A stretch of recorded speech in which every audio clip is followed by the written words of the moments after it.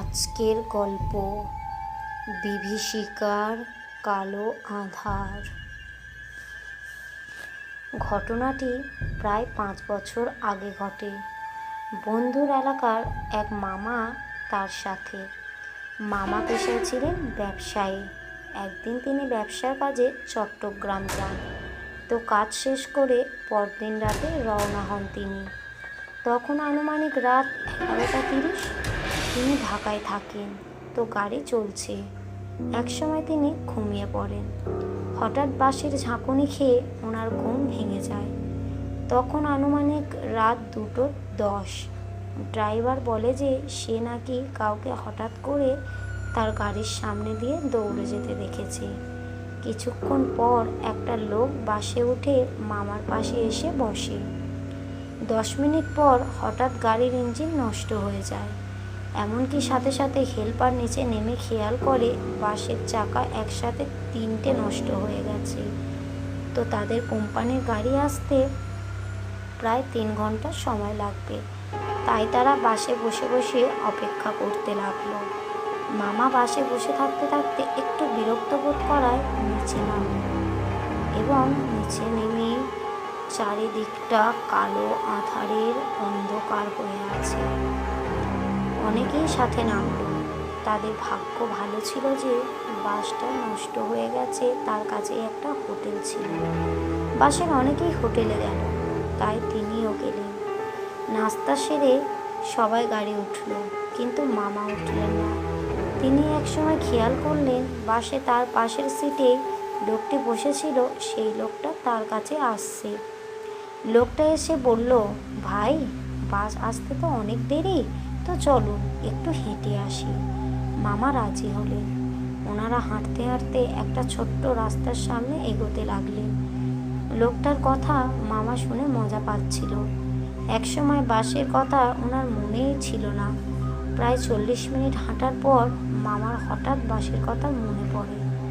তিনি লোকটাকে আবার বাসের কাছে ফিরে আসতে বলেন। লোকটা বলে, একটু দাঁড়ান, আমি আসছি। মামা দেখলেন লোকটা একটা ছোট্ট ঝোপের মতন জায়গায় গেলেন।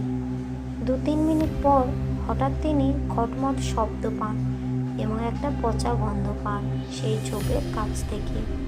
তিনি ঝোপের কাছে গিয়ে যা দেখলেন তাতে তিনি কেমন ওইখানেই টিকেছিলেন তা পর্যন্ত আজ মামা বিশ্বাস করতে পারেন না। তিনি দেখেন যে লোকটার পুরো শরীর পচে গেছে এবং সে নিজের হাত নিজেই চিবিয়ে চিবিয়ে খাচ্ছে। মামা লোকটা এই দৃশ্য দেখে খুব ভয় পেয়ে যান। লোকটার পুরো মুখে রক্ত মেখে আছে।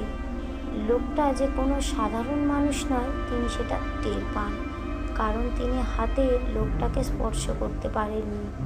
লোকটা তখন বলল, তুই কোথায় আছিস, একবার ভালো করে দেখ তো। মামা যা দেখলো তাতে তিনি পুরোই থ হয়ে গেল।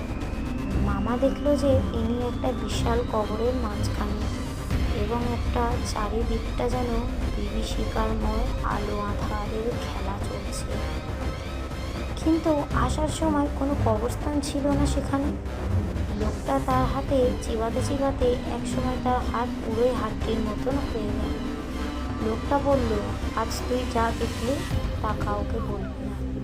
একসময় লোকটা একটা কবর দেখিয়ে বলল যে ওইটা তার কবর এবং সে নাকি এই জায়গায় গাড়িটা নষ্ট হয়েছে সেই জায়গায় 8 দিন আগে রাস্তা পার হতে গিয়ে বাসের চাপায় মারা যায়। একসময় মামা খেয়াল করে লোকটা যে তার কবর দেখায় সেই কবরের মধ্যে ঢুকে গেল।